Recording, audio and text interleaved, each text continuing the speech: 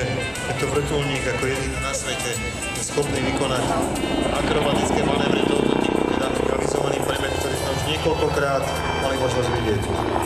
Áno, a uznávaným pilotom BO-105 je Reini Bilky, alebo Balky, neviem, dúfam, že výslovnosť je správna, a je jedným zo 4 pilotov na celom svete, ktorí sú kvalifikovaní leteckí akrobati tohto vrtuľníku.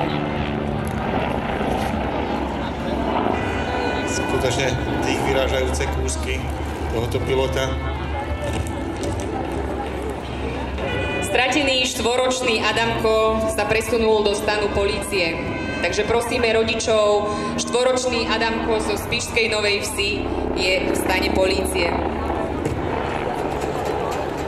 Pri pohľade na tieto obraty mi nedá nepripomenúť, že náš program je skutočne prešpikovaný s rôznymi lahôdkami. Toto je jedna z nich.